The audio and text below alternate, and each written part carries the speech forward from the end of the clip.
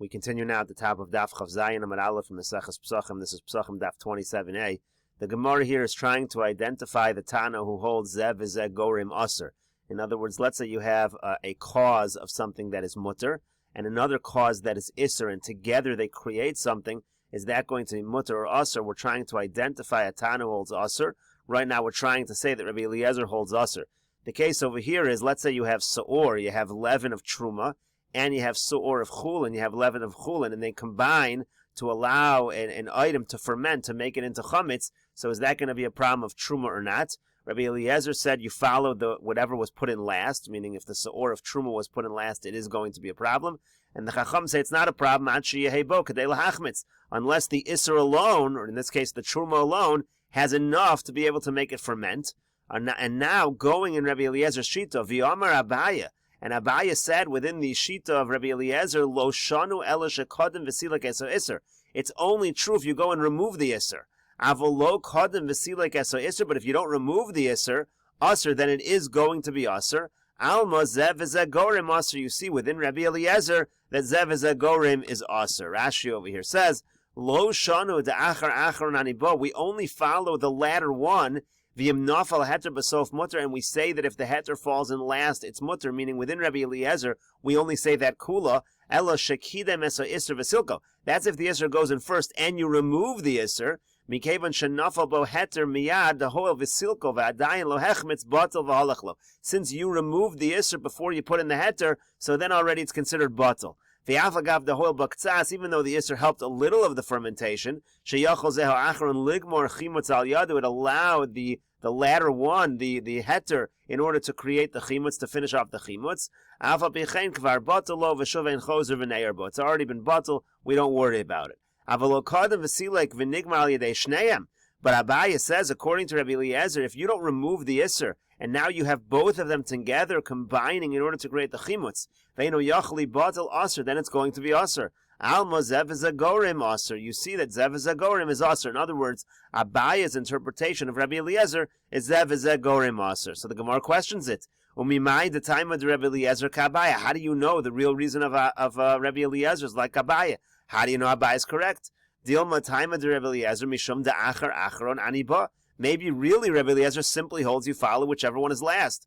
Lo shna kodem v'silak eso iser. Doesn't matter if you remove the iser. Lo shna lo kodem v'silak eso iser. Doesn't matter if you don't remove the iser. Avol bevas achas. But let's say you put them both in together, and it's zev v'zeh gorim. Hachanami deshari. Maybe indeed it would be permitted. You don't know for sure that Rabbi Eliezer here is saying zev v'zeh gorim is aser. Rashi over here says the achar achron aniba v'tay mishum de'azal basar gemar ma'isa. Maybe the real reason is he follows the gemar ma'isa. He follows how it finishes. Gamru beheter mutter. If it finishes in heter, it's mutter. Ve'afilu lo kadem v'silek. Even if you didn't remove anything, the iko zev v'zeh gorim, where you do have zev v'zeh gorim, gamru be'isser aser. It's going to be always, again, if it's gamar beheter, it's mutter. Gamar be'isser is aser. Avol bevas achas. But if it happens together, naflu ka'achas deleka gamru be'isser. If you don't have a finishing in isser, hachanami deshar, it would be permitted. The zev v'zeh gorim mutter, because if it's zev v'zeh gorim, it's mutter. So this is not a good proof that Rabbi Eliezer holds zev v'zeh gorim is aser. So the Gemara brings another source to try to show again that Rabbi Eliezer holds zev v'zeh gorim aser. Ela Rabbi Eliezer da'atze ashera. It's Rabbi Eliezer by a Mishnah by the wood from an ashera tree. That's a tree that was worshipped as avodah zarah. Again, it's aser b'hana. The Tanan we learned in the Mishnah, natal heimeno eitzim. If you took from the ashera tree some wood, asurin b'hana, that wood is aser b'hana. Hisik bohenes hatanor. Let's say he used that wood to light a fire under the oven. Chadash yutatz. If it's a new oven, you have to destroy it. Yashan yutzan. If it's an older oven, then you have to let it cool off. Afa boas hapas. And if he uses it to bake bread, asurin bahana, then it's going to be aser bahana. So you see clearly, this is not yet Rabbi Eliezer, but you see clearly in the Tanna Kama, zev v'zeh gorim aser. You see it already by chadash yutatz. Why are you destroying the new oven? Because if you don't destroy the new oven, if you use the new oven, so then it's zev v'zeh gorim in the next batch of bread. The oven is creating the bread plus some new mutter wood, whatever wood you're using in that particular baking of the bread. And so why are you not allowed to do it? Why do you have to destroy the oven? Because zev v'zeh gorim is aser according to this Tanna Kama. The Mishnah then goes on and says, Nisarva b'acheros, if this wood gets mixed up with other wood, the acheros b'acheros, then it gets mixed up with other wood, kulan asurin b'hana, they're all asur b'hana. Rabbi Eliezer says, Yolich hana liyam hamelech. You're able to do a bittul by throwing the amount, that value, the value of whatever eitzim you had of Asherah, you throw it into Yam HaMelech, and then you can have a certain kind of bittul. And as Rashi explains, Rabbi Eliezer is just arguing about what you do in a case where it gets mixed up. Can you throw out some of the wood to the Yam HaMelech, and that makes a bittul? But Rabbi Eliezer agrees with the Tana Kama, Zev Zagorim is Aser. And Rashi over here points out, the whole purpose of this was that we had before, we had a Tana who said Chadash Yutatz. We don't know who that Tana is. We could have said it's Ketana Kama to Rabbi Eliezer. We could have said it's like the Tana Kama of this Mishnah with Rabbi Eliezer. And in other words, you don't have to say that the Tana before is Rabbi Eliezer. You could say it's the Tana Kama right here, because Tana Kama and Rabbi Eliezer all agree. They're only disagreeing on what you do when you have when it's Nisariv, when it gets mixed up with other wood, but they both fundamentally agree that Zev Zagorim is Aser. But we don't know who the Tana Kama is. We'd prefer to choose Rabbi Eliezer, but instead we're saying it means Rabbi Eliezer and also the Tana Kama. They both say the same idea. And in any case, the Mishnah continues, Amru Lo, they say back to Rabbi Eliezer, the Tana Kama says, Ein pidyon la'avodah zarah. You can't do this kind of redeeming for Rabbi Eliezer. Throwing out the Hano into the Yam HaMelech is not effective. So in any case, again, the Gemara is saying, Rabbi Eliezer here is saying, Zev Zagorim is Aser, but the Gemara says, Amor deshamat leila Rabbi Eliezer ba'avodah zarah dechamir. Okay, granted that we see Rabbi Eliezer holds Zev Zagorim is Aser by avodah zarah, but avodah zarah is more stringent than other isurim.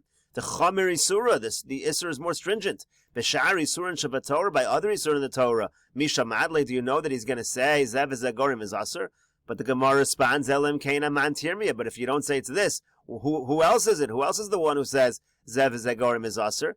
V'yod Hatanya Behedya. And furthermore, we have a brisa which says this explicitly. V'chein Haya Rabbi Eliezer Oser B'chol Yisur and Shabbat Torah. Rabbi Eliezer says this by all other Yisur and Shabbat Torah. So you see clearly that which he says here by Avodah Zarah applies everywhere. And the Gemara continues. Amar Abaya says, Im Timtza Lomar Zev Zagorim Aser. If you're going to suggest that Zev Zagorim is Aser, Rebbe Hainu Rebbe Eliezer, then you could simply say Rebbe in the brisa before is Rebbe Eliezer. Now Rebbe before said that if you take these klipe arla and you light them and you use it to bake bread in this oven, so then the bread is Aser. So we're saying there's one pshat in Rebbe is to say that Rebbe holds Zev Zagorim is Aser, and that's why the bread is Aser, and Rebbe's really saying the same thing as Rebbe Eliezer. V'im tim salomar Zev Zagorim mutter, or you could say that in the brisa before Zev Zagorim is mutter, and the reason why Rebbe prohibits the bread is not because of Zev Zagorim, but it's because the actual shvach, the actual benefit of this wood, is considered to be within the pas. So if you're going to go that direction, we'll see Rashi will explain a little better, but if you're going to go in that direction, hani ka'arus v'kosos u'tzluchios, let's say you have plates, cups, you have those kinds of utensils, asiri, they're also going to be aser because we're going to say they also have the shvach eitzim. Ki pligi betanu kedera. And Rebbe and Rabbi Eliezer, when will they argue? They're going to argue by an oven and a kedera because that's a case of really Zev Zagorim. Leman damar Zev Zagorim aser aser. If you're going to hold Zev Zagorim as aser, then the oven or a pot is going to be aser. Leman damar Zev Zagorim mutter. And according to the one who says Zev Zagorim is mutter, shari, then it's going to be permitted. The difference between like a plate and let's say a pot is that a plate, if you're creating the plate, the moment that plate is created, you're now going to use it. It is completely being used with no other gorim. I'm going to take my plate, I'm going to put my food on it. So I'm using the plate directly, there's no other gorim. And if we're going to say there's shvach eitzim, that the eitzim of Arla created this plate, so then you're going to have a problem using the plate.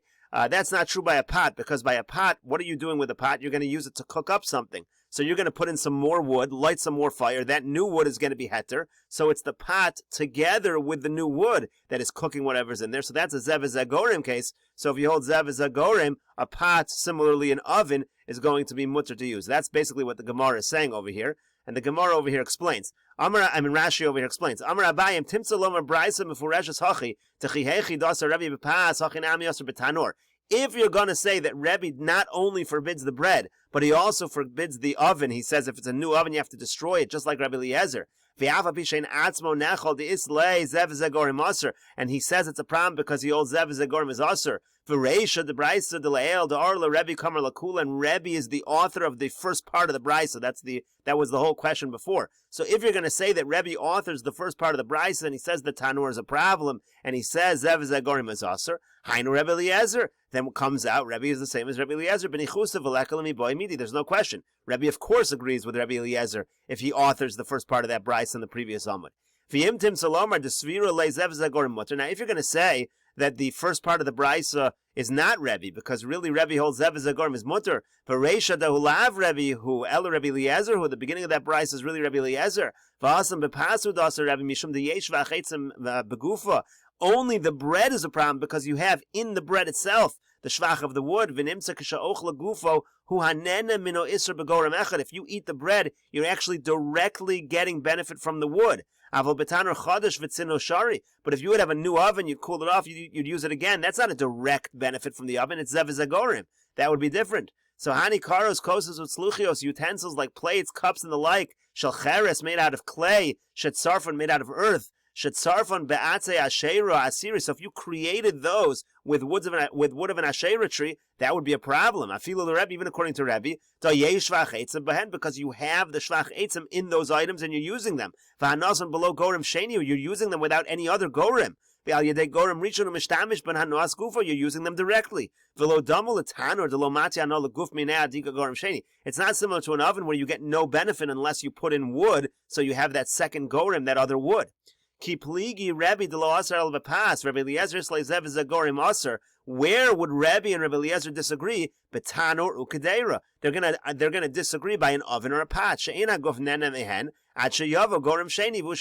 there you don't really get any benefit until you have a gorim sheni. So that's what the Gemara means over here. That if you're going to say that Rebbe holds zev is a gorim is mutter, the disagreement between Rebbe and Rebbe Eliezer is going to be by a tanur and by a kadeira. Some have a slightly different version. Ika de amri. Some say afilu l'ma'andamar zev is a gorim mutter. Even if you hold that Rebbe holds zev is a gorim is mutter, kadeira asura, a pot still would be a problem. Da kibla bishula mekame denitin eitzim datera, because you are getting a benefit from a pot even before you have any wood of heter. The benefit of the pot is kibla bishula. It holds that which you're cooking. It serves as a good receptacle, so you are getting a direct benefit. And even in that situation, it's not like an oven. Even in that situation, it's going to be a problem. And the Gemara now continues with the view of Shmuel on this issue. Amar Rav Yosef, Amar Rav Yehuda, Amar Shmuel. Rav Yosef says in the name of Rav Yehuda, in the name of Shmuel, Tanur sheisiku b'klevei orla b'kashin shel kilei akerem. Same case we had before. An oven that you light with either the shells of orla or the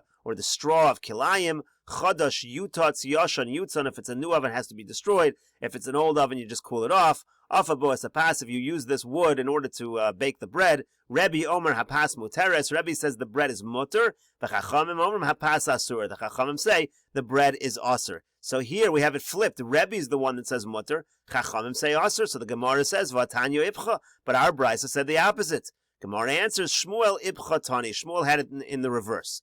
V'boy same, or you could answer Bialma kasavar Shmuel halacha karebi mechavero. Really, generally, Rebbe says the halach is like Rebbe from when he argues on his friend, meaning on one person, v'lo mechaverov. But if Rebbe argues on a majority, if Rebbe argues on the Chachamim, for example, we would not follow Rebbe. Uvaha afilu mechaverov. But it happens to be, Shmuel holds over here, the halach is like Rebbe, even though he goes against the Chachamim. But he didn't want people to get confused. So v'savar asnia ifcha. So Shmuel said, you know what? I'll teach it backwards. Ki hechi denekom rabbanan lisura. I'll say that the rabbanan are the ones who say aser, because people will then paskin like the rabbanan. Now, really, it's Rebbe who says aser, and really, I hold like Rebbe. But there's going to be confusion. If I say Rebbe says aser, people will say, okay, we don't hold like Rebbe, because he's going against the Chachamim. So Shmuel just reversed it, so people would know what the halacha is. And the Gemara continues at the two dots, quoting from the Brisa on the previous Amud. The Brisa finished, Bishla agabe gecholim. If he cooks or bakes this bread on top of coals, divrei hakol hapas muteres. Everybody agrees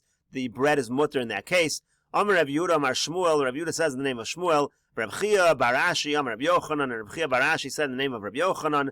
Chad Amar, according to one of them, Lo shanu el gecholim omos. This is only true if the coals are already, they've really gone out. They're barely flickering.